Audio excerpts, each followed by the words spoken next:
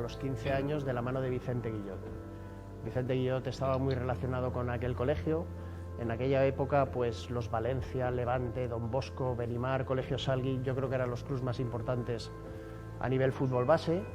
Y fuimos varios los jugadores que a lo largo de aquellos años llegamos a jugar en los juveniles o en el Mestalla. Y sí, fue en el 81 cuando Vicente Guillot decide incorporarme al División de Honor de Óscar Rubén Valdez desde los infantiles del Colegio Salgui. Buenas noches, tropa de SAB y alrededores. Bienvenidos a un nuevo directo de Radio SAB. Y sin perder un segundo, damos paso a Carlos Serantes y su invitado de esta noche. Adelante, Carlos Serantes, todo tuyo el programa. Saludos, buenas tardes, Tony. Buenas tardes a toda la tropa de Radio SAB. Hoy 8:02 de la tarde de este 18 de febrero de 2021. Y hoy tenemos la suerte de contar con el catedrático, con Fernando Gómez Colomer. Estamos en 3 domicilios. Tony Pinoso en los estudios centrales, digámoslo así, llevando todo el tema técnico. Un servidor llevando la entrevista o la conversación con Fernando Gómez Colomer en Valencia, en la zona de la Avenida de Francia. Catedrático, Fernando, buenas tardes. Hola, ¿qué tal? Buenas tardes.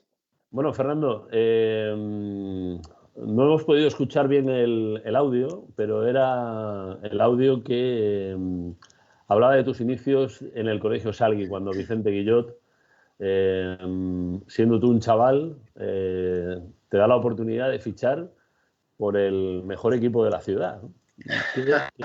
¿Qué recuerdas de aquellos momentos, de aquellos días, ¿no? Mira, el Colegio Salgui es un colegio del barrio de San Marcelino y yo era de San Marcelino. Entonces, en aquella época, pues yo creo que hasta los 11 años o así no empezabas a jugar al fútbol a nivel federado. Es verdad que en el Colegio Salgui yo jugué principalmente el campeonato de los niños de San Vicente, pero bueno, era un campeonato federado y prácticamente pues, jugabas con Don Bosco, Valencia, Levante, con todos los equipos que en aquella época ya tenían equipos de niños, ¿no?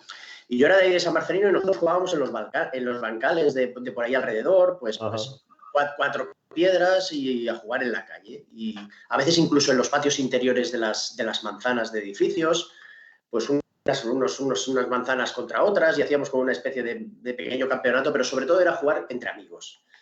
Y sí que es verdad que se te quedaba o tenías presente la importancia de, pues aquí hay un equipo que se llama Colegio Salgui, que es un colegio del barrio, que lo está haciendo muy bien y que además entrenan muy bien y que, bueno, sus resultados están siendo muy buenos, ¿no? Pero bueno, yo no tenía todavía la edad. Recuerdo que la primera vez que fui al Colegio Salgui, me parece que fui a probar de portero. Pero vamos, todo el mundo tenía ganas de ir al Colegio Salgui. Y bueno, eso lo dejé pronto. La verdad es que lo dejé pronto y llegados los 10 años, incluso algún año antes de lo que me correspondía, pues sí que fui allí y acabaron cogiéndome para el equipo en aquella época era alevines infantiles, juveniles, la categoría de cadete no existía. Sí. Exacto. Y bueno, y allí estuve 5 años, muy a gusto, muy bien. El primer año incluso tuve que jugar con un permiso médico porque todavía no tenía la edad. Y después del 5.º año, ya cuando acababa infantiles, iba a pasar a juveniles, pues bueno, Vicente Guillot estaba muy relacionado con aquel colegio, con aquella escuela, con aquel equipo, con las personas que lo dirigían y bueno, y finalmente pues recalé en el Valencia y directamente fui al juvenil gracias a la apuesta de Vicente Guillot. Porque el colegio en el que estudiabas, ¿cuál era? Yo estudiaba en Jesuitas. Mi padre trabajaba en Jesuitas. ¿Jesuitas el que hay en Fernando el Católico? En Fernando, lo que pasa es que yo hice de 5.º a 8.º de EGB en las escuelas profesionales. Vale. Y luego al pasar a hacer BUP y CO, volví otra vez a Fernando el Católico. O sea, estuve de 1.º a 5.º en Fernando el Católico, de 5.º a 8.º en escuelas profesionales y luego ya BUP y CO en Fernando el Católico otra vez. Que allá en las escuelas profesionales también un buen campo de fútbol tenía para el momento. Sí, bueno, no, tenía muy buen campo de fútbol. Recuerdo que jugué algunos partidos con el equipo del colegio y lo compartía, además compartía jugando, me parece que jugaba 2 partidos cada fin de semana, uno con ellos y otro con el Colegio Salgui, porque allí, pues bueno, existía o tenían la impresión de que con el colegio también debía jugar, y estuve algunos partidos haciendo, por algunos fines de semana jugando 2 partidos por semana, pero sí tenía muy buen campo, ahora lo sigue teniendo, pero ahora es de césped artificial, en aquella época era de hierba. Y bueno, aparte el patio del colegio es enorme y también con cantidad de espacio para poder jugar al fútbol o a lo que fuese. Porque tú eres del año 65, con lo cual estamos Sí. hablando de los últimos años de la dictadura de Franco, ¿no? De esos últimos años antes de la transición democrática, ¿no? Sí, yo digamos que ahí en el 75 o 76 fue cuando empecé a jugar en el Colegio Salgui, y en el 81 fue cuando fui al Valencia Juvenil. ¿Qué recuerdas de los amigos de aquella época? Pues hombre, yo lógicamente hacía mucha vida de barrio, porque Ajá. allá en San Marcelino teníamos lo necesario para estar entre 4 amigos, que siempre, además todos del mismo equipo de fútbol, pues lo típico, los paseos por el barrio, los recreativos, el sentarse en un banco a charlar y a pasar el rato, y poco más. Luego ya llegaban los entrenamientos y los partidos, y luego pues de vez en cuando ibas a Valencia, era como una excursión, vamos al cine a Valencia, y era... Sí, era como una... Era otro concepto al que tenemos en la actualidad. Valencia... Sí, no, claro. Yo recuerdo incluso también en verano que íbamos a la piscina del Polideportivo de Catarroja. Cogíamos el autobús, que en aquella época era negro, el que te llevaba a Catarroja, y atravesabas la Torre, Benetús, el Alfafar, hasta que llegabas a Catarroja, y ibas andando desde la parada del centro de Catarroja al Polideportivo para ir a la piscina en verano y luego Y no ibais a la piscina del cole, ¿no? Porque de tu colegio, ¿no? Porque en San José sí que había piscina, ¿no? Sí, había piscina, pero bueno, yo digamos que ya iba, iba a la piscina en verano pues con los amigos del barrio. Claro, sí. Bueno, Fernando, y en aquel momento tú eres asiduo como espectador. ¿Al Valencia? Sí, ¿ibas a verlo? No.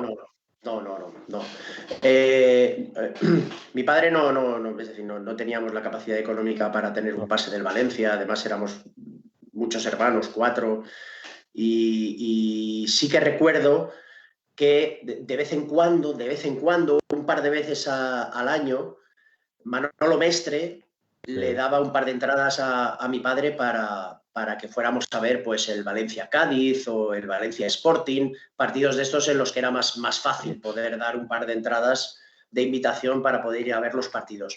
Sí que recuerdo más, que eso pasaba, el ir bastantes veces con mi padre a ver al Mestalla, domingo a las 12 de la mañana en Mestalla, jugando en el que era Luis Casano en aquella época. Sí. Y bueno, comprábamos regaliz, nos íbamos a la grada, veíamos el partido y luego volvíamos para casa, pero de eso me acuerdo más. Tampoco es que fuéramos demasiado, pero me acuerdo más. Cuento un poco la historia esa, ¿no? Que a los 15 años fue cuando empecé a ver jugar al Valencia prácticamente todos los partidos en casa, y 2 años después ya estaba jugando abajo, ¿no? Fue un poco, es la paradoja de decir, bueno, he venido aquí, estoy en el juvenil, ahora ya puedo ir, porque nos daban un pase de general de pie para poder ir a ver al Valencia, lo puedo ver todos los partidos que pueda en casa, mientras no coincida con un partido nuestro, iba, y luego pues eso, tuve la fortuna de que 2 años después ya estaba jugando abajo. ¿Recuerdas tu primer partido que acudes a Mestalla como espectador? ¿Cuál es? No lo recuerdo. No lo recuerdo. Ya digo que era sería algún partido así tipo Valencia-Cádiz, Valencia-Valladolid, Valencia-Sporting, alguna cosita así en la que, pues bueno, Manolo Mestre, pues bueno, se portaba muy bien y le daba un par de entradas a mi padre para que pudiésemos ir a ver el partido. Bueno, cuando llegas a la ciudad deportiva de Paterna, ingresas en el juvenil con un mito del Valencia, sí, con Valdés. Además, una persona a la que siempre recordaré y a la que toda mi vida agradeceré lo que hizo por mí. Es verdad que el primer impulso me lo dio Vicente Guillot, porque él fue el que habló con Óscar Rubén Valdez, con Valdez, y le dijo, llévate a este chico a la pretemporada, llévatelo y ya me dirás cómo va. Y luego tuve la fortuna de quedarme, me quedé con 15 años, 16 casi recién cumplidos, ya estaba jugando en División de Honor y jugaba casi siempre, gracias a Dios y gracias a Rubén. Y además estuve 2 años con él y me enseñó muchísimo. Me hizo ver mis posibilidades a nivel ofensivo. A pesar de jugar de medio centro, él siempre permitía que yo fuese al área y fuese otro compañero el que guardase un poco la posición y el equilibrio. Y fue cuando empecé a meter goles. Recordaré siempre la frase que me dijo, mira, Fernando, centrocampistas hay millones. O destacas porque defiendes muy bien o porque metes muchos goles. Y él me guió mucho en estos 2 años, me enseñó mucho y me pulió ya casi completamente de cara a lo que después vino en el Valencia, sí. Le hiciste caso, porque... Sí. porque sí. Porque estamos... Sí, la verdad es que al final pues iba para arriba y tenía fortuna, tenía acierto y fue una característica de mi juego a lo largo de pues toda mi carrera, la facilidad que tenía para hacer goles, es verdad, sí. Bueno, cuando llegas al primer equipo, yo estaba en Mestalla, me acuerdo perfectamente de aquel debut tuyo. Si mal no recuerdo, era 24 de marzo del 83, ¿no? Tiene que ser del 83. Vamos a ver, no, sería posterior, porque yo subí al primer equipo en el año 83, pero en verano, en el 83-84. Vale. Yo dudo que además hasta el trofeo naranja no hubo ningún partido de pretemporada en Mestalla. Con lo cual yo creo que el primer partido que jugué en Mestalla fue un partido del trofeo naranja y me parece que fue la final, que creo que fue contra el Peñarol, que jugué la segunda parte y ganamos 1-0 con gol de Mario Alberto Kempes. Nos ponemos de pie, ¿no? Hablando de... Sí, hombre, claro. Bueno, sí, yo siempre lo cuento, además, pues tuve la fortuna de jugar 1 año con él, aunque fue su último año. Los problemas en el hombro, su irregularidad ya en ese sentido, sus ausencias por la lesión. Pero bueno, era una gozada verle entrenar solamente y ver lo fácil que se podía jugar al fútbol. Lo difícil que es y lo fácil que parecía cuando la pelota estaba en su poder y en sus pies. O sea que era tremendo, ya digo, a pesar de lo alto que era, a pesar de la zancada que tenía, a pesar ya de la edad que tenía, era el ver qué sencillo veía el fútbol, qué inteligente era, cómo sabía dónde tenía que mandar la pelota, qué bien decidía lo que tenía que hacer en cada jugada y después cómo lo ejecutaba. O sea, realmente fue algo fantástico el poder compartir un año con él y además, pues bueno, ya sabes, cuando un chico joven sube al primer equipo, pues a veces pues te hacen más o menos caso y yo pues la verdad es que fui muy bien aceptado por la gente más veterana, los Castellanos, los Arias, los Saura, ese vestuario, Fernando, era una familia. Sí. No, pero además muy buena gente porque fue justo después del famoso gol de Tendillo que salvó al equipo en el 82-83, en el último partido de Liga. Y recuerdo, bueno, se quedaron jugadores más experimentados, más veteranos, que nos hicieron las cosas muy fácil y nos trataron muy bien. La verdad es que yo creo que pudimos progresar tan rápidamente y tan bien gracias a cómo se comportaron ellos con nosotros. Yo la verdad es que me sentía muy apreciado y creo que el resto de compañeros míos más jóvenes y que acabábamos de llegar, lo valoramos de esa manera. Creo que su acogida fue fantástica, su trato fue sensacional y nos sentimos muy bien y por eso pudimos desarrollar, yo creo, bueno, en mayor o menor medida, carreras futbolísticas, pues bueno, más o menos importantes. Yo el gol que estaba recordando de memoria es aquel, que creo que es tu primer gol con el Valencia, el que le marcas desde la frontal del área al Atlético de Madrid. Vais perdiendo 0-2, sales tú, no sé, sería falta de 15 minutos aproximadamente y al poco marcas un golazo por la escuadra. Sí. Ese fue tu primer gol, ¿verdad? Creo que sí. Creo que fue mi primer gol. Sí, recuerdo una jugada en la portería del Gol Norte. Efectivamente. Creo que fue Castellanos el que me la pasa de cabeza y yo, pues bueno, me la paro con el pecho y después de, pues no sé, la verdad es que esas cosas se hacen sin pensar. A veces hay chavales jóvenes que suben y se muestran un poquito más tímidos. Yo la verdad es que siempre he tenido mucho respeto por los jugadores que ya estaban. Creo que el tema de la jerarquía, bueno, es absolutamente necesario, pero también es verdad que te trataban tan bien que te sentías muy a gusto. Y en ese momento, pues bueno, se me ocurrió pegarle y mira, y salió.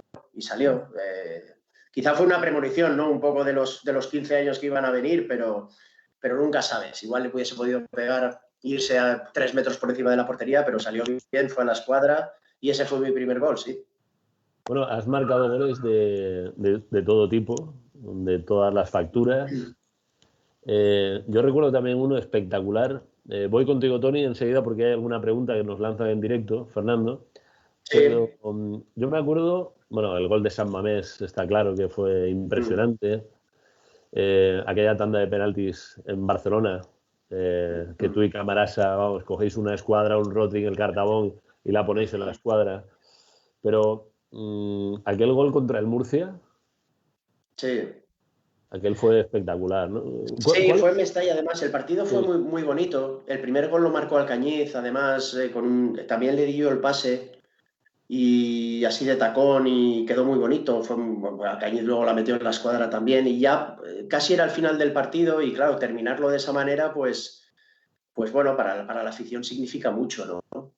Yo siempre he tratado de ser un jugador que aparte de que tratar de aportar que mis virtudes pues ayudasen todo lo posible al equipo y mis defectos pues lo perjudicasen lo menos posible, pues siempre he tratado de que al final hay una zona de riesgo, que es la zona de los últimos 25 metros, en los que a veces, en ataque me refiero, en los que a veces pues intentar cosas que además agraden al aficionado y que sean algo diferentes, que puedas tener capacidad de hacer o de intentar y que te puedan salir, pues siempre me ha gustado ponerlas en práctica, ¿no? Y aquel día, pues bueno, me pasó la pelota Paco Ferrando después de una muy buena combinación entre Subirats y Quique. Y bueno, levanté la pelota, fui avanzando, girando hacia mi izquierda y después dije, pues lo voy a pegar. Y ya está, ¿no? Sí.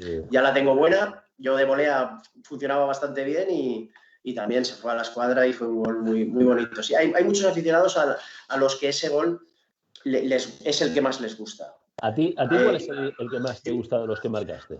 Vamos a ver, ese estuvo muy bien, además yo creo que fue más espectacular que el otro, pero yo siempre recuerdo el de Bilbao por eso, porque es una pelota que viene por la izquierda, entro en el área, viene el defensa, recorto hacia adentro o hacia atrás y dices, oye, voy a intentar meterla en la segunda escuadra.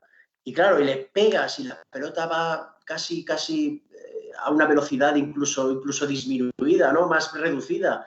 Y ves que pega en la escuadra y entra y dices, es algo así como, he intentado hacer eso y me ha salido. Y me ha salido. Entonces, pues no sé, yo por eso lo valoro quizá un poquito más, porque además es una jugada en la que a lo mejor pues debería haber pasado a un compañero o debería haber centrado, pero bueno, se me ocurrió y dije, voy a intentar esto. Hiciste lo que tenías que hacer, ponerla ahí. Tony, ¿qué preguntas hay de los que nos están acompañando? Es que te has adelantado, Carlos, porque la pregunta era esa. ¿Con cuál gol te quedas de todos los que has metido? Es la pregunta de Carlos Gómez. Para él, recuerda con especial cariño uno al Murcia en Mestalla que acabó con 2-0. Pero bueno, la pregunta ya creo que la pues gracias a mi tocayo Carlos y Fernando, con tu permiso, vamos a ir a conocer la valoración. Es de un grandísimo amigo tuyo. Yo sé que es como un hermano para ti, compañero periodista. Yo también le tengo una enorme amistad y cariño, el bueno de Paco Lloret. Vamos a ver lo que dice tu buen amigo Paco, porque sabes que te aprecia muchísimo. Lo escuchamos. Bueno, Fernando, toda la vida hemos estado conviviendo y compartiendo de todo, porque cuando él empezaba en el Valencia, Carlos, yo empezaba en la radio, en Antena 3, y bueno, pues vivimos momentos algunos duros, como fue tener que jugar en segunda división y tener que viajar a hacer los partidos de fútbol en esa categoría, pero bueno, no se nos cayeron los anillos y fue el inicio de una época maravillosa, porque luego el Valencia recuperó el prestigio, la presencia y el papel que debía tener siempre por ser quien es. Y bueno, pues qué vaya a decirle Fernando, aparte de una amistad personal y de muchas más cosas, viví su desembarco en Inglaterra tras una etapa magnífica en el Valencia. Para mí uno de los grandes de la historia, además un jugador que a los que nos gusta el fútbol pues valoramos su inteligencia, su capacidad, sus recursos para saber hacer bien su trabajo. Creo que es uno de los mejores jugadores, sin duda alguna, del Valencia. Sus números lo acreditan, pero además la calidad de su juego y al mismo tiempo pues luego una persona con una capacidad maravillosa, única para contar, interpretar y analizar el fútbol. Así que, ¿qué voy a decir de quien es amigo, por otra parte? Bueno, pues esta es la valoración que hace de ti el bueno de Paco Lloret, que yo sé que le tienes muchísimo cariño. Sí, no. Además, somos amigos personales desde hace muchísimo tiempo. Bueno, comenzamos un poco con las entrevistas de Antena 3.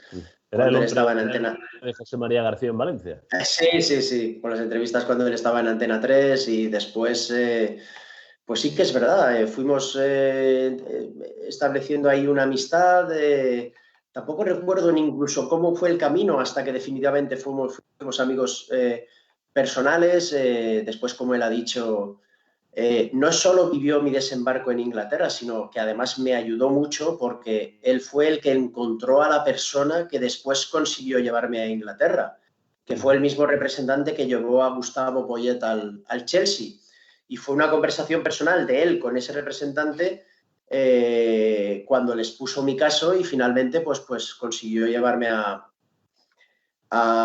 Inglaterra, ¿no? A Wolverhampton Wanderers, y él vino conmigo, estuvo los primeros días, después vino otra vez con su mujer, o sea que bueno, y hemos conservado la amistad hasta ahora. Trabajamos juntos también ahora comentando partidos del Valencia y desde hace varios años.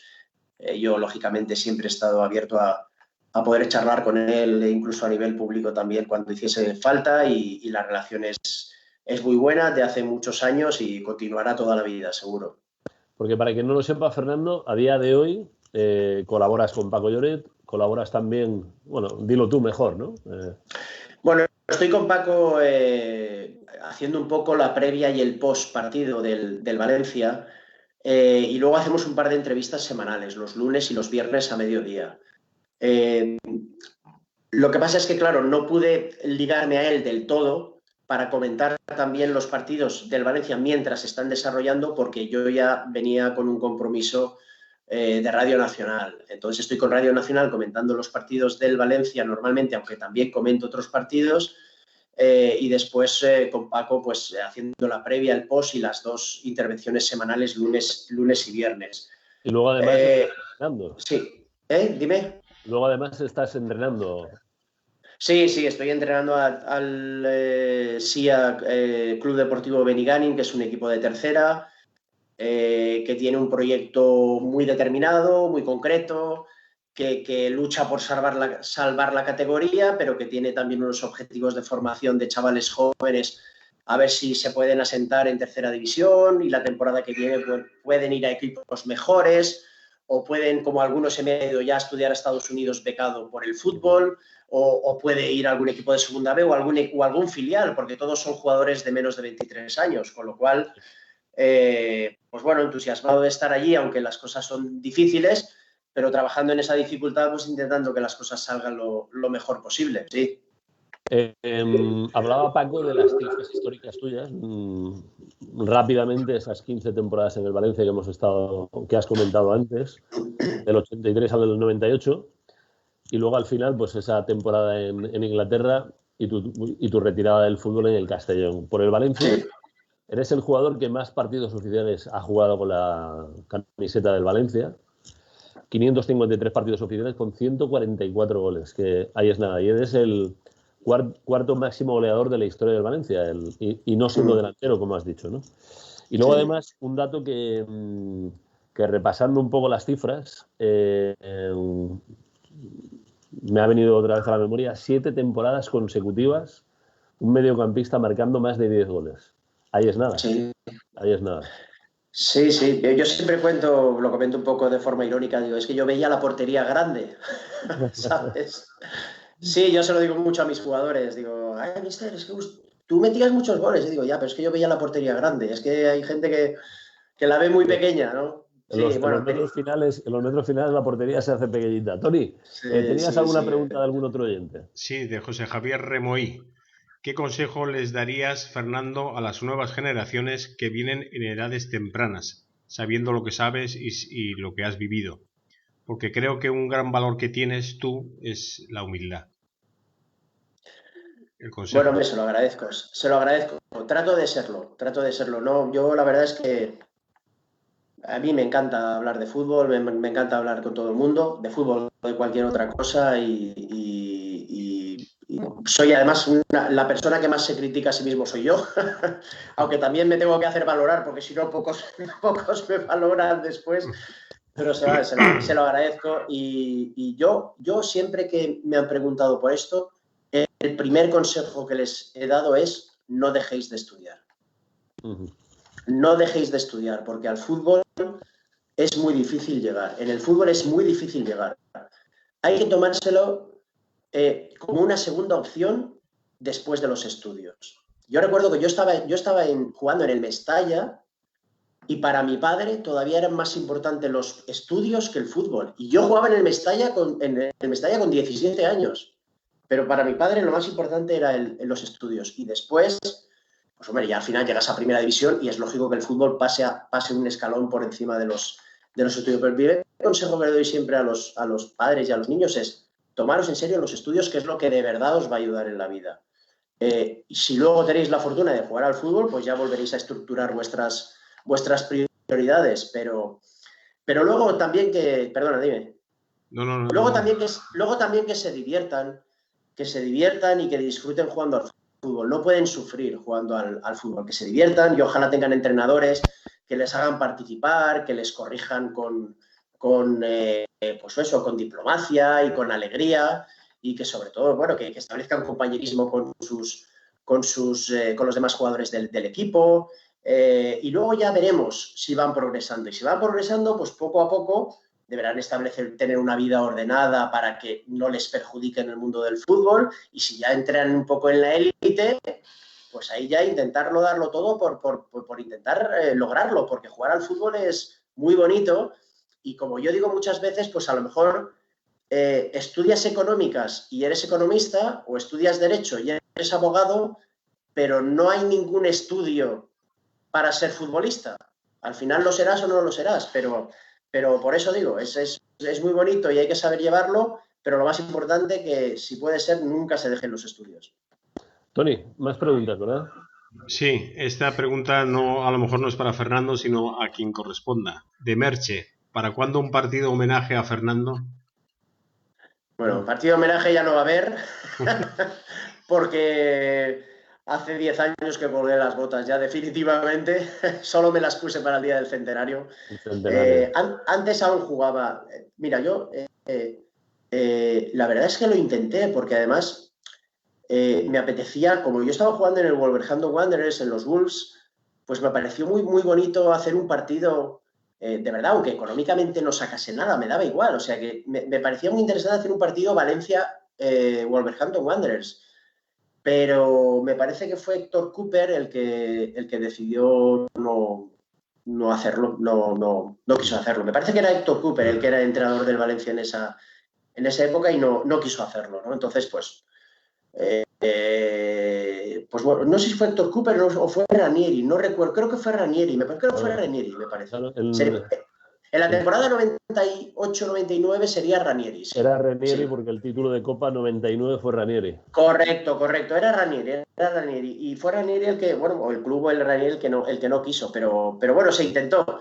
Pero bueno, tampoco tiene importancia, ¿eh? No hay que darle importancia. Hay muchos otros futbolistas en el Valencia que han merecido un homenaje también y tampoco lo han tenido. Por lo tanto, no hay que darle más vueltas. Si ellos no lo han tenido, ¿por qué tengo que tenerlo yo? O sea, que no.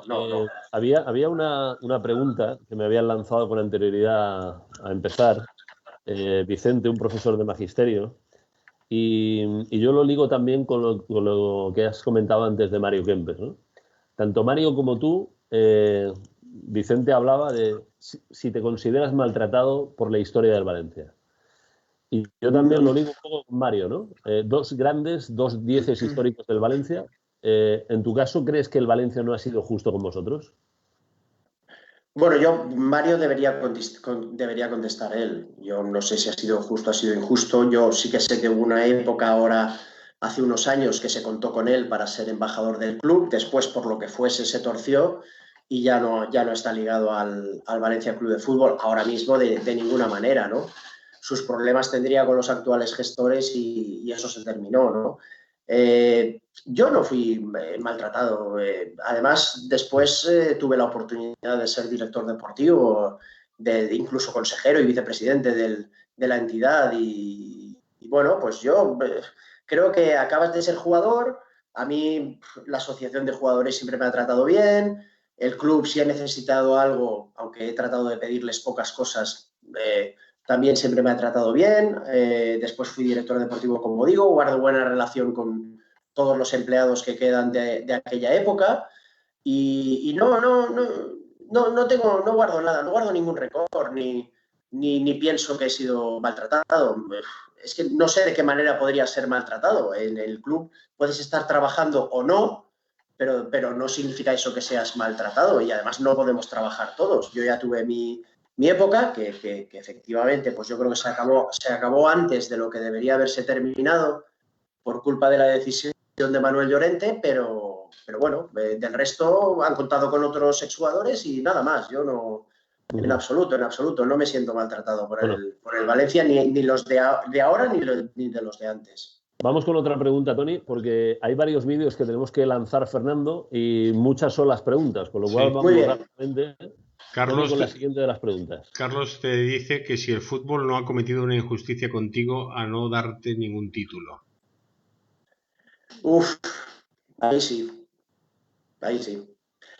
porque además yo lo cuento muchas veces. Yo me quedé en el Valencia 15 años por dos motivos. Uno, porque quería completar una carrera larga, siempre en el mismo club. Y segundo, porque quería ganar un título con el Valencia. Entonces, pues bueno, no conseguí lo primero porque bueno, pues yo creía que con 32 años podía seguir jugando aún alguna temporada más al fútbol y con Ranieri no iba a jugar. Y entonces me fui. Y lo segundo, pues bueno, quedamos subcampeones de Liga un par de veces, finalistas de Copa en el año 95, pero tampoco pude conseguirlo. Mucha gente me critica, pues bueno, diciendo, sí, pero no tenía ambición porque no ganó ningún título de Valencia. Bueno, pues mira, yo me quedé siempre para intentar conseguirlo aquí, porque haberme ido al Madrid o al Barcelona y haberlos conseguido, pues hubiese sido demasiado sencillo. Sí, pero no lo conseguí. Si no hubiera llovido, ¿se gana aquel partido? Pues la verdad es que lo llevábamos muy bien. Yo además no he vuelto a ver ese partido nunca más. Nunca lo he vuelto a ver. Pero sí que me quedo con la sensación, o yo siempre he tenido la sensación de que incluso la primera parte que estábamos perdiendo 1-0, fuimos mejores que ellos. Sí. Y luego la segunda ya, vino la remontada y nos los estábamos comiendo y vino la lluvia. Pues bueno, mira, nos tocó perder esa final y además de la manera que la perdimos, la única final suspendida por la lluvia de la historia y después nos hicieron gol y se acabó. Fue un momento muy, muy duro, la verdad que muy duro. Bueno, vamos a ver la palabra de un compañero tuyo de vestuario en aquel Valencia de la época de Fernando Gómez Colomer y es el bueno de Rubén Darío Ciraolo, que sabes que tengo una muy buena relación con él. Quería saludar a un compañero, un amigo, después de 30 años que hemos dejado el fútbol, ¿no? Yo recuerdo que cuando llegué a España se decía de un jugador lento, de un jugador que está por ver, pero que mentalmente te daba una calidad, una velocidad, algo diferente, ¿no?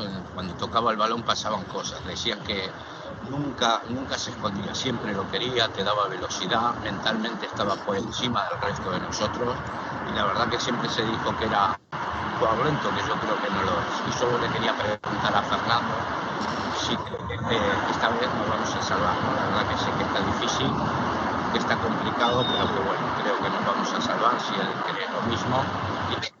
Un abrazo y espero verlo.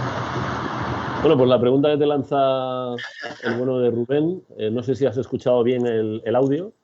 Sí, más o menos sí. Pues ¿nos salvamos o no nos salvamos? Bueno, en primer lugar agradecer sus palabras y vamos, yo creo que sí. Además, he sido muy criticado también por decir que el Valencia podía quedar entre el 10 y el 13. Pero bueno, yo creo que puede quedar entre el 10 y el 13. No le pido mucho más, desde luego, no le pido más. Pero bueno, hay cosas que a los aficionados valencianistas, incluso querer que quede el Valencia entre el 10 y el 13, les sabe mal. Pero bueno, esperaremos a ver. Ahora las cosas no se han hecho nada bien y estamos en el puesto 14, con lo cual espero que podamos mejorar y podamos salvar la categoría finalmente. Creo que sí, creo que el equipo se debe salvar, creo que el equipo se va a salvar, pero evidentemente hay que hacer las cosas un poquito mejor porque no podemos sufrir tanto. Bueno, antes de ir con Toni, hay una pregunta de otro compañero de los medios de comunicación, de Conrado Mateu, que me hacía la pregunta siguiente para ti. Dice, ¿quién podría equipararse actualmente en tu posición moral y de influencia en sus compañeros? ¿Hay algún jugador? ¿En el Valencia? En el Valencia actual. Pues hombre, yo creo que ahora mismo, vamos a ver, yo creo que la labor de capitán la está ejerciendo muy bien José Luis Gallá. Creo que además es un ejemplo dentro del terreno de juego. Ahora mismo es verdad que está un poquito más bajo de nivel, pero todos hemos tenido momentos un poquito más bajos. Creo que además es un futbolista que lo da todo, que quiere al Valencia, que además siempre intenta arrastrar a sus compañeros y que los demás pues se vean influenciados por su forma de hacer. Yo lo que pasa es que era un jugador diferente. Muchas veces la palabra ambición o liderazgo se relaciona con intensidad, o se relaciona con agresividad, o se relaciona con aspavientos, o se relaciona con... Yo tenía otro tipo de ambición. O sea, mi ambición era el tocar muchas pelotas, el intentar intervenir mucho, el intentar colaborar con mis compañeros, el intentar llegar muchas veces al área, el intentar meter muchos goles. Esa era mi ambición y creo que al final, pues siempre lo he dicho, también lo he dicho muchas veces, para los aficionados a los que no les gustaba cómo jugaba, pues que se queden un poco con las estadísticas para valorar el que no fue del todo mal, viniendo de San Marcelino y habiendo costado 0 euros, ¿no? Entonces, pues, o 0 pesetas en aquel momento. Pero sí, yo creo que con mis compañeros siempre he tenido muy buena relación. La verdad es que tampoco había muchas cosas que decidir en aquellas temporadas. No había tantos medios de comunicación, no había tantas entrevistas, no había tantas ruedas de prensa, no había tanto seguimiento. Sí que había mucho más contacto con el aficionado. Nosotros entrenábamos y a veces había 200, 300, 400 aficionados en Paterna viendo los entrenamientos. Ahora están a puerta cerrada y no pueden acudir. Pues ya te digo, no había tantas cosas sobre las que decidir, pero sí que es verdad que en momentos malos, pues el ánimo siempre estaba ahí, el apoyo al resto de compañeros y luego intentar dar ejemplo, porque al final el que un poco lidera o el que intenta arrastrar a los demás tiene que dar ejemplo independientemente de las características que tuviese. Yo, por ejemplo, siempre recordaré, le preguntaron una vez a Jorge Otero por mí y yo creo que Jorge emitió una opinión acerca de mí que ha sido la que más me ha impactado de todas las que he recibido, y ha sido él. Fernando era un jugador que cuando levantabas la vista siempre estaba ahí. Y eso, mira, tengo carne de gallina ahora y todo. Bueno, oye, que un excompañero diga eso de ti tiene muchísimo valor. Sí, antes de ir con Tony, ¿sabes quién te puso lo de catedrático?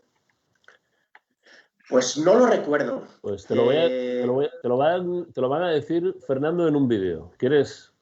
Vamos a ver, yo recuerdo que sí, después de venir del Mundial de Rusia, también se me apodó un poquito como el ruso, que creo que eso sí que fue Miguel Guzmán, me parece. Lo de catedrático ya no lo recuerdo exactamente quién fue, pero bueno, era simplemente porque, pues, por mi forma de jugar y porque estudiaba económicas, ya está. Bueno, pues mira, el hombre que te lo puso, periodista, Javier Pérez Sala, te lo cuenta. Javier Pérez Sala, sí. Tengo que estoy en directo, Carlitos. Lo del catedrático sí, se lo hacemos nosotros. Mi hermano y yo, el Duende y yo, en un viaje del Valencia en los 90. Al catedrático y a todos, Orzogüey Camarasa, el Bonito del Norte Zubizarreta, en fin, todos tenían. Estaba el asturiano, el Gaita Sietes, en fin, tenía todo. El acorazado Potensky Penev, el guardia urbano Roberto, tenían todos. Y lo del catedrático, pues normal, coño, Fernando, si era el más grande, joder, era el que más sabía, el de los estudios. En fin, ¿vale? ¡Hala! ¡Adiós! Bueno, Javier Pérez Sala en estaba ocupado. Sí, exacto. Lo he pillado en directo. Bueno, pues él fue con el Duende de la noche, con José Luis, con el hermano de Javier. Y también me gustaría que escucharas. Es un buen amigo, un fanático del Valencia, José Ponce, coleccionista de camisetas, al cual tuviste la oportunidad de conocer en esa acto católica en el año del centenario, que estuviste con Mario Kempes allí. Ese acto que organizó mi buen amigo David Prada. José Ponce te enseña alguna de las reliquias tan espectaculares que tiene en su casa. Vamos a escuchar a José Ponce. Mira qué espectáculo. Hola Carlos, buenas tardes. Mi nombre es José Ponce, soy coleccionista de camisetas usadas en partido, todas del Valencia. Y bueno, gracias por contar conmigo para echarte un cable en el programa de hoy. Me has dicho que es Fernando quien vas a entrevistar y bueno, para mí es un placer, pues eso, digamos, tener varias camisetas suyas que él usó durante su carrera deportiva en el Valencia. Me las he dejado ya aquí preparadas. Esta es de las últimas camisetas que he partido, ¿vale? Esta también, época de Luambi, años 96, 97. Esta blanca es de la temporada de la final del Bernabéu, de la final del Agua. También. Esta es de infausto recuerdo por el tema de Karl Ruhe, es la que usaron allí. En concreto es la que usó Fernando allí, porque fue el único que jugó con manga corta. Y esta es de las primeras que Fernando usó en la primera plantilla del Valencia. La usó en un trofeo naranja contra el Vasco de Gama. Y bueno, a pesar de salir de reserva, bueno, llevaba el 7, sustituyó a Kempes.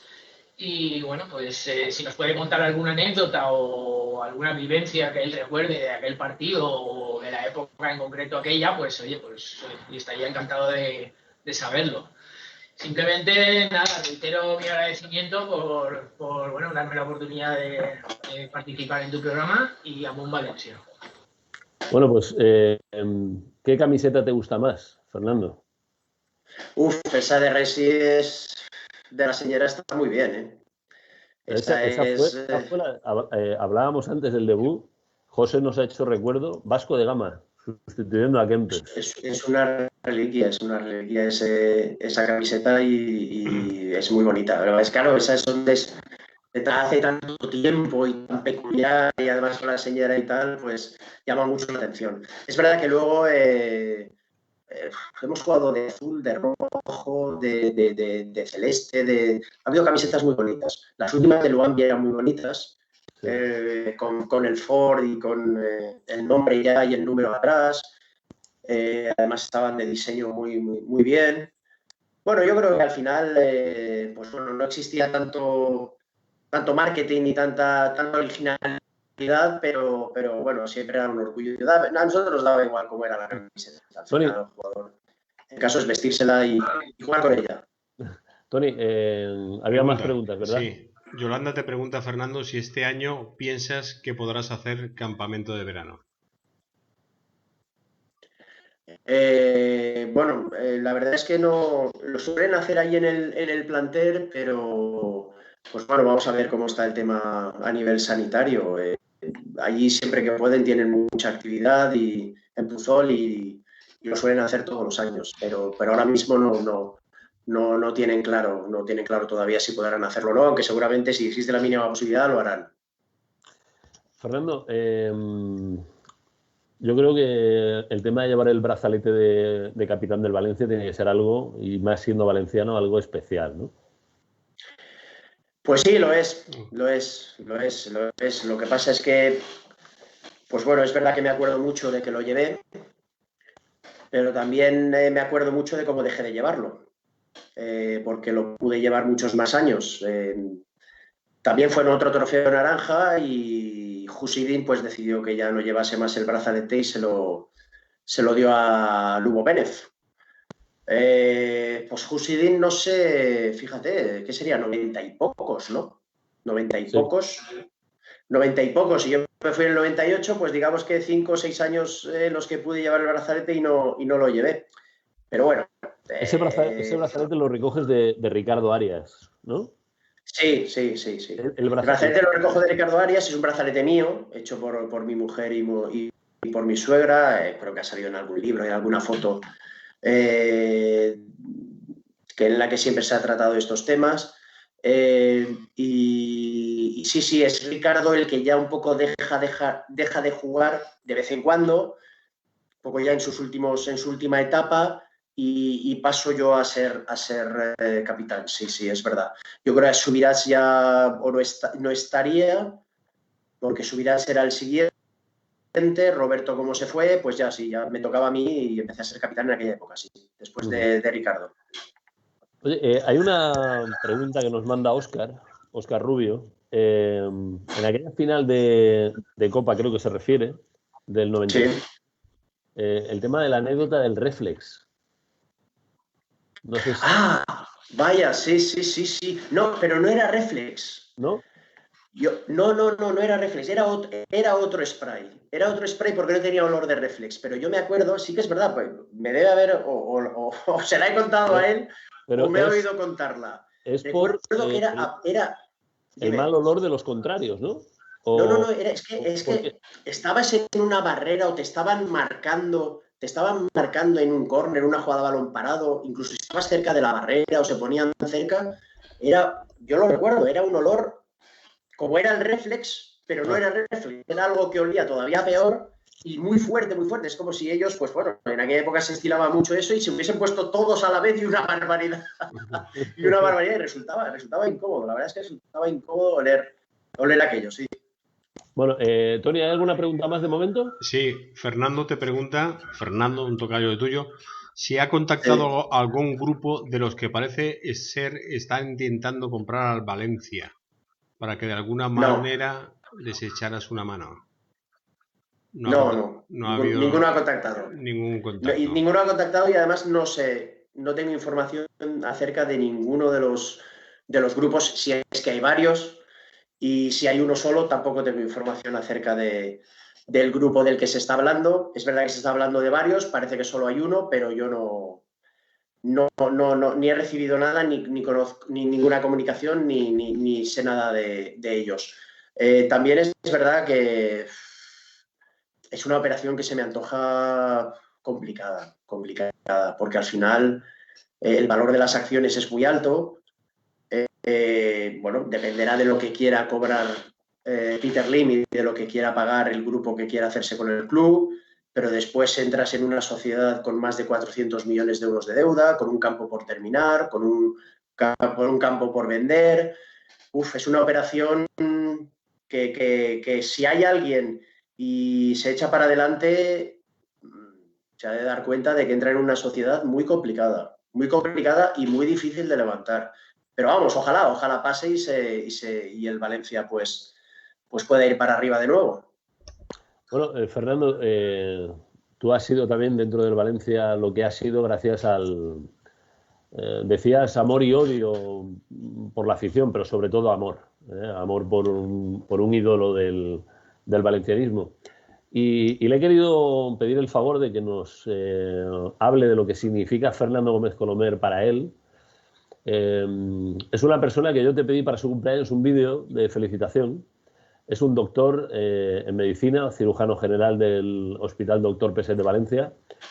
El doctor Sean Gómez Abril. Vamos a escucharlo. Bueno, mi amigo Carlos me ha pedido que grabe un pequeño vídeo explicando un poquito lo que ha significado Fernando Gómez para mí y sobre todo también para la familia, para mi hermano, para mi padre, que empezamos a ir en el año 86 a Mestalla, y Fernando forma parte de una generación de jugadores del Valencia criados en la casa, en la cantera, y que significó mucho para nosotros que empezábamos a ir al campo por aquella época. Elegancia, visión de jugada, cómo no recordar sus toques de balón, sus bajadas del balón y goles como los que marcó en San Mamés. Y para nosotros siempre será el catedrático y uno de los ídolos de mi casa. Yo quisiera preguntarle sinceramente si verdaderamente ve solución al Valencia actual o qué salida le ve aparte de la venta de Peter Lim y si esta la ve factible. Bueno, Carlos, un saludo para ti y para Fernando. Hasta luego, os escucho. Bueno, pues aquí estaba la palabra de Sean Gómez Abril, cirujano general del Peset. Y bueno, el jugador de la historia que más venera, Fernando Gómez Colomer. ¿Qué le contestas a Sean? Nada, hombre, muchísimas gracias también por sus palabras. Vamos a ver, un poco la solución al tema... Antes, ¿no? Dime. Sí, que también es un poco lo que has venido diciendo en la respuesta anterior, ¿no? Sí, es que, pues ojalá. Yo lo que hay que ver es que el Valencia siempre en los últimos años, en la última década y después de aquellas finales de Champions y aquellas ligas, pues siempre ha tenido temporadas en las que ha cogido la Champions, pero después igual una o dos. Con Unai y Emery pues incluso fueron 3 seguidas, después ha vuelto a bajar, después llegó Nuno, después volvió a bajar, después llegó Marcelino, después ha vuelto a bajar. Por desgracia no enlazamos varias temporadas seguidas en Champions, pues 5, 6, 7 temporadas seguidas en Champions, que eso nos daría, pues quizá estaríamos un poco en el camino que emprendió el Atlético de Madrid en su día, que a nivel deportivo y económico ha podido crecer gracias a esas clasificaciones continuas, temporada tras temporada a la Champions, ¿no? Que es lo que más dinero te da. Y en cuanto al Valencia, pues, hombre, vamos a ver. Primero es difícil porque con las personas que ahora gestionan el Valencia, primero, no existe ninguna comunicación con el aficionado, no existe ninguna explicación, no se nos cuenta absolutamente nada, ni se nos justifica o se nos razona por qué toman determinadas decisiones. Pero luego, aparte de eso, es que tampoco hay una estructura deportiva que te permita, en época de vacas flacas como es ahora, que has tenido que reducir tu presupuesto plantilla porque no te has clasificado para la Champions y por tus menores ingresos por la pandemia, pues no tienes una estructura deportiva que pueda reemplazar, no del todo porque no se puede, pero sí en una mayor medida la cantidad de ausencias o de salidas que se han producido. Es complicado. Además existe mucha tensión alrededor del club, muchos aficionados absolutamente en contra. Yo entiendo que esto sea así, pero lo importante es el Valencia, primero que se salve, y luego pues vamos a ver lo que va pasando. Primero, esta temporada ya no se puede hacer nada más, pues tiene que salvarse. Y ya veremos en el verano a ver qué pasa. Si existe una venta, pues a ver quién viene. Si no existe una venta, pues a ver si estas personas ya de una vez por todas corrigen su forma de gestionar o por lo menos hay unos cambios en la plantilla que parece que pueden hacerla un poquito mejor, pero yo creo que recuperarnos ahora mismo de la situación en la que estamos como para poder volver a como estábamos, yo creo que deberían pasar varios años, porque, y no quiero ser pesimista, no quiero parecer pesimista, pero deberían pasar varios años, primero porque están los gestores que están, y segundo porque no clasificarte para la Champions hace que no ingreses 60, 70 millones de euros que te vendrían muy bien para mejorar la plantilla. Y vuelvo a repetir, no nos preocupemos solo del aspecto deportivo, creo que además es una entidad con muchos problemas económicos, con una gran deuda, un campo por vender, un campo por terminar, todo importa y a ver si todo unido pues se pudiese ir solucionando, pero me da la sensación de que algunos años deberán pasar para poder volver a disfrutar lo que disfrutamos en los últimos años. Mira, tengo el comentario de un amigo que jugaba fútbol, llegó a jugar en segunda B, pero es de estos jugadores que tú sabes que si lo hubiera cogido algún padrino hubiera llegado a primera, ¿no? Él jugaba de central y en un partido que fuisteis a jugar con Gil a Burjasot, dice que estaban Ocho Torena, Arias, Eloy, Pene, Rommel. Dice, recuerdo que no me llamó la atención ninguno, ni Robert, que venía del Barça, tenía más o menos calidad, pero no me deslumbraron. Dos excepciones. Arias, un monstruo, un líder, gran defensor. Y dice, a pesar de no ser nunca seguidor del Valencia, los había visto poco. Y de Fernando había oído que era técnico, pero muy lento. Quien decía eso no ha jugado a fútbol. No haría un sprint de 100 metros en 6 segundos, pero la velocidad con la que devolvían los melones que alguno le lanzaba era descomunal. Creo que no llegué nunca a la presión. Pensaba ahora que no controla y es mía. La cubría y la devolvía y siempre la mejor opción. Dice, un placer para mí haber jugado aquel día en contra de Fernando. Dice, ese día me di cuenta de lo poco que sabía de fútbol. No por el Valencia, sino por él. Un talento al que no se le dio el reconocimiento que merece. Dice, y ojo que jugué con bastantes jugadores de primera, alguno como Urzaiz internacional, pero ninguno como el nivel de Fernando. Oye, qué barbaridad, ¿no? Nada, hombre, muchas gracias, muchas gracias. Un buen amigo. Bueno, oye, agradecerlo, claro, totalmente, ¿no? Es muy emotivo. Al final, pues sí que es verdad que tratas de hacer el fútbol como lo entiendes y de la mejor manera posible. Yo creo que el fútbol está para concebirlo bien y después para ejecutarlo bien, y el que ya lo concibe bien tiene bastante ganado, ¿no? Si luego además pues sus características técnicas le dan para ejecutarlo bien y para ser preciso, pues la verdad es que... Y si ves la portería grande además... No, pero me ha llamado la atención una cosa que ha dicho. Dice, nunca llegué antes de que soltara la pelota. Yo es que esa broma también la gasto mucho, ¿no? Porque no, es que mister yo tal, y yo, no, es que yo antes de que llegues ya la habré tocado. Claro. ¿Sabes? Sí, tenía que hacerlo así, porque yo no sabía regatear, yo no tenía cambio de ritmo. Al final dices, bueno, pues tienes que basarlo todo en el pase, en la inteligencia, en tratar de encontrar el mejor compañero posible, tratar de solucionar la jugada y a partir de ahí pues que se vaya desarrollando y volver otra vez a tratar de intervenir, ¿no? Así veía yo el fútbol. Yo es que me divertí mucho jugando al fútbol. Fernando, la verdad que ya llevamos casi una hora, se nos está acabando el tiempo. Yo estaría muchísimo más tiempo hablando contigo de fútbol y me gustaría hablar más del Fernando persona, ¿no? De tus valores, que tienes una cantidad brutal, pero también tenemos una pregunta y fíjate que se nos queda un vídeo también de Wilmar de la respuesta que dio el otro día a tu intervención, a tu vídeo. Pero a mí me gustaría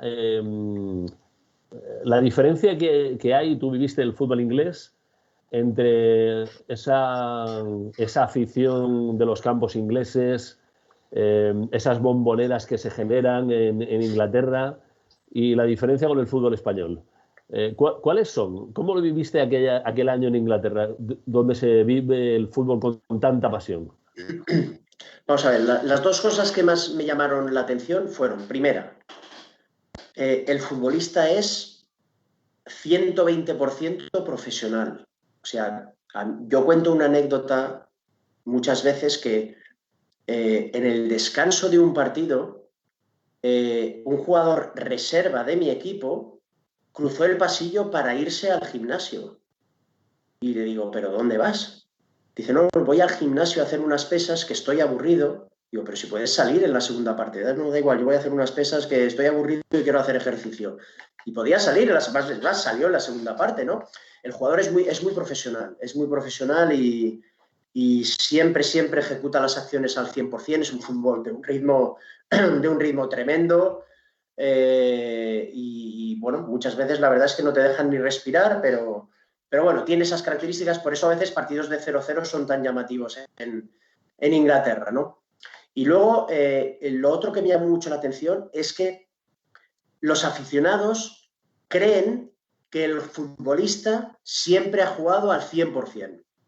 Siempre lo ha dado todo sobre el terreno de juego, independientemente de que le haya salido mejor o peor. Pero el aficionado tiene en mente la idea de que su futbolista o sus futbolistas han dado todo lo que han podido, hayan ganado, hayan perdido, hayan jugado mejor o hayan jugado peor. Eso es lo que más también me llamó la atención. Partidos que además, ganes o pierdas, aplaudes a los aficionados al terminar. Bueno, cosas que son muy tradicionales y que caracterizan al fútbol inglés. A mí eso me llamó bastante la atención. Igual que ellos, no sé si ahora lo ponen en práctica, en su momento sí, por lo menos cuando yo estaba allí, y era que ellos a cualquier jugador que cumple o que cumplía 10 temporadas en el mismo club le hacían un partido de homenaje. A mí es algo que a mí me gustaría que en el Valencia pasase. Ese respeto a la figura del futbolista es... Pero un jugador que ha estado 10 años es ya, bueno, pues idolatrado para casi toda la vida en ese club. Y bueno, a mí me pasaron cosas muy entrañables, porque allí, pues yo hice 2 entrevistas en todo el año. Y aficionados a los entrenamientos no van, no iban en aquella época. Yo estaba en el mismo equipo en el que está Nuno ahora, ¿vale? Y los aficionados no iban a los entrenamientos, y ya digo, 2 entrevistas en todo el año, y luego me pasé una época en la que jugaba menos y los aficionados me preguntaban que si estaba lesionado. O sea, no sabían que no jugaba porque no me ponía el entrenador. Creían que estaba lesionado, ¿no? O sea que, fíjate, ellos son muy de vivir el día del partido. Ellos tienen además la Copa, o sea, la Liga, la Copa de la Liga, las competiciones europeas, los partidos de selección. Ellos tienen una barbaridad de partidos y de competiciones y son mucho de vivir el día del partido. Y muchos aficionados viajan a los partidos que se juegan como visitante. Muchos también.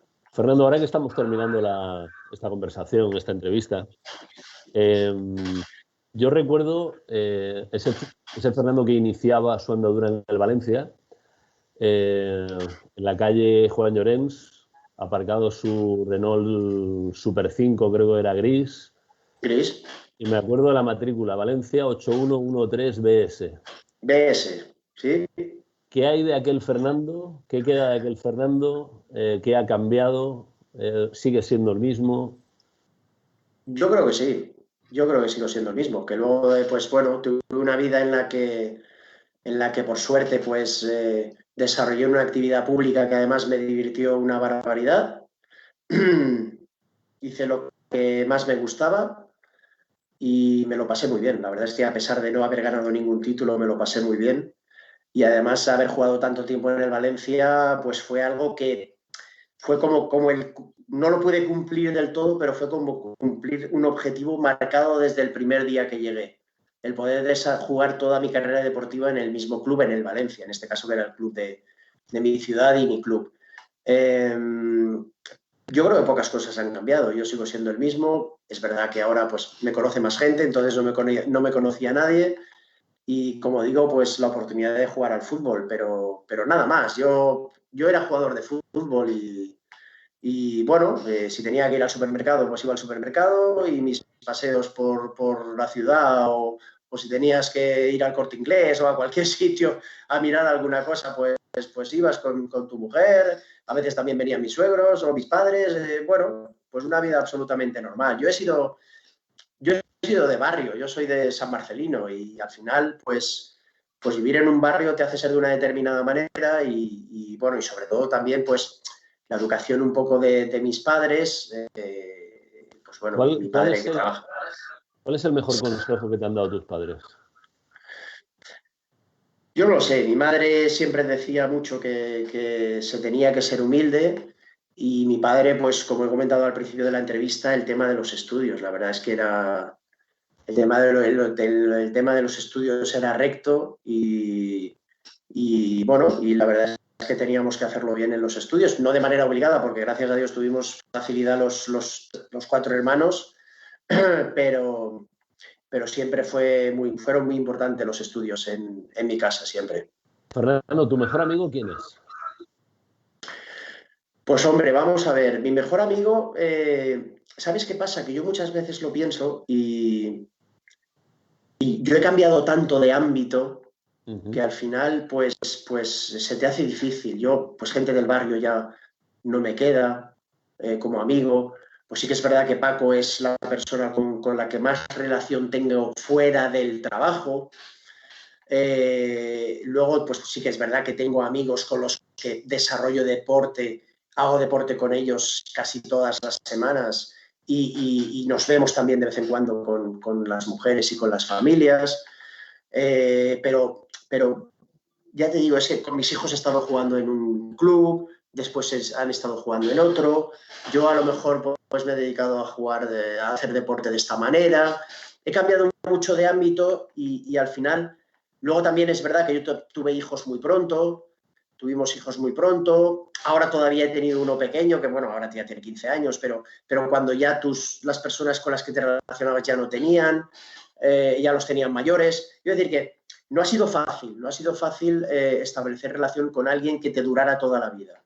Pero sí que es verdad que han quedado 4 o 5 y Paco Lloret se encuentra, es uno de ellos. Fernando, el mejor entrenador que has tenido, ¿quién ha sido? Bueno, vamos a ver. Yo creo que he tenido muchos entrenadores buenos. Lo que pasa es que un poco el que engloba a todos los demás, pues seguramente habrá sido Luis Aragonés. Luis Aragonés es un entrenador que te impacta. Lo tienes como entrenador, te impacta porque no habla demasiado, pero cuando habla te habla claro. Es muy sincero, era muy sincero y además tenías claro lo que debías hacer. Cuando jugabas sabías por qué jugabas y cuando no jugabas también sabías por qué no jugabas sin ni siquiera tener que decírtelo. El equipo entrenaba bien, practicaba buen fútbol y hicimos muy buenos resultados. Una pena que después pues, tuviera que dejar el Valencia como lo dejó en su segunda temporada, después del partido aquel con el Besiktas. Y luego he tenido entrenadores que me han venido muy bien. O sea, yo desde el principio, Paquito, Roberto Gil, Óscar Rubén Valdez, y luego pues Víctor Espárrago, Jusidin. Esos han sido los que más me han impactado, ¿no? Y lo que más han influido en mi juego. Y además, pues la confianza era total y cuando un jugador se siente respaldado, apreciado y bueno, pues la verdad es que de todos extraes cosas muy positivas. Espárrago, por ejemplo, no me gustaba mucho su forma de entrenar, pero entendí que en aquel momento era lo que mejor nos venía a un grupo de chavales jóvenes que acabábamos de subir de segunda división y que necesitábamos cierta disciplina. Y nos vino muy bien. Y la verdad es que la relación con él era muy buena y fue un entrenador importante en nuestra época. Y luego, pues eso, el cambio de estilo con Jusidin y al final hasta que llegó Luis Aragonés y han sido los que quizá con los anteriores. No eres el único que habla de Luis Aragonés como su mejor entrenador, ¿eh? No eres el único. No. Y será por algo. Bueno, claro. La última, porque ya creo que nos estamos pasando un poquito de lo que es lo óptimo, ¿no? En el tiempo, ¿no? De conversación. El Mundial del 90. Y bueno, que nos cuentes un poco lo que recuerdas y luego la elección peculiar del dorsal, ¿no? Que tú luces en... Bueno, vamos a ver, lo que recuerdo, pues bueno, vamos a empezar primero por lo último. Los dorsales se elegían por orden de veteranía. Cuantas más veces eras internacional, eras el primero que elegías. Yo había sido 2 veces internacional, con lo cual era el último que elegía. No, era el penúltimo, porque estaba Alcorta como el último que elegía. Pero empezaron a elegir dorsales, números, y el 9, el 21, el 12, el 22, el tal, bueno, el 12 no, el 22, el tal, y nadie elegía el 10. Nadie. Nadie, o sea, los jugadores seleccionados tenían pavor a ponerse el 10. Los Martín Vázquez, Michel, Roberto, no querían el 10. El 10 se asociaba a un jugador importante o determinante en el equipo, en la selección, por lo tanto, y nadie lo quiso. Y claro, al final me tocó a mí y quedaban el 10 y el 12. Y le dije a Rafa Alcorta, y dije, mira, el 12 no me gusta nada, así que me quedo el 10. ¿No? Y así fue como me tocó llevar el 10, ¿no? Y luego, pues, ¿qué recuerdo? Pues bueno, recuerdo que había un núcleo importante de jugadores con los que Luis Suárez contaba mucho, lógicamente, la Quinta del Buitre, más Roberto, más Vaquero, más Andrinúa, más tal, Chendo, bueno, pues la gente, Zubizarreta, pues esta gente que tenía mucha importancia en la clasificación, bueno, como normalmente había sido fácil para la selección española y estábamos en el Mundial, ¿no? Pero las cosas no comenzaron bien. El primer partido creo que se empató con Uruguay, me parece. Y bueno, se hizo un mal partido, después rueda de prensa o unas notas de prensa delicadas, jugadores muy presionados. Dio la sensación de que en los siguientes entrenamientos estábamos mejor los que no jugábamos que los que jugaban. Pero incluso hubo reuniones de selección, de jugadores solos, sin técnicos ni nada. En estas reuniones, pues como siempre pasa, el jugador que es técnico reclama más juego y el jugador que tiene más carácter pues reclama más actitud. Pasa lo de siempre, ¿no? Al final pues tampoco son tan importantes, pero bueno, que incluso me creo recordar que fue en Verona, donde nos reunimos para ver qué pasaba y cómo se podía arreglar. Bueno, y finalmente nos clasificamos holgadamente, pero Yugoslavia con 2 goles de Stojkovic pues nos mandó para casa. Es lo que más recuerdo. Al final, pues yo jugué 15 minutos. Como digo yo, bueno, soy mundialista, pero jugué muy poco, prácticamente nada. Pero sí que fue un orgullo pues estar entre los 22 seleccionados para jugar ese mundial. Bueno, Fernando, no sé si Tony queda alguna pregunta. Ninguna. Ninguna. Bueno, pues la verdad que hay alguna por ahí, pero yo creo que el tiempo es el adecuado. Además, si no tienes inconveniente, Fernando, pues igual más adelante, dentro de unos meses, seguimos conversando de otros temas relacionados con la carrera del catedrático y ahondamos un poco más en tu figura como persona. Que a mí me gustaría que el valencianista también conociera al Fernando Gómez persona, ¿no? Porque tienes un alma tremenda, ¿no? Y que te la conocieran, ¿eh? Fernando, ha sido un auténtico placer. Cuídate un montón, que no estamos para no hacerlo, ¿eh? Sí. Y nada, un gusto, ¿eh? Nada, hombre, igualmente. Muchas gracias. Me he sentido muy, muy cómodo y en cualquier otro momento que queráis que sigamos hablando, sin problemas. Encantado. Bueno, Fernando, buenas noches y muchísimas gracias. Tony, gracias por el trabajo en la producción, allí en la sala satelital de tu casa. Y bueno, y a toda la tropa, emplazaros a un nuevo directo de Radio SAB la semana que viene. Hasta entonces, buenas noches.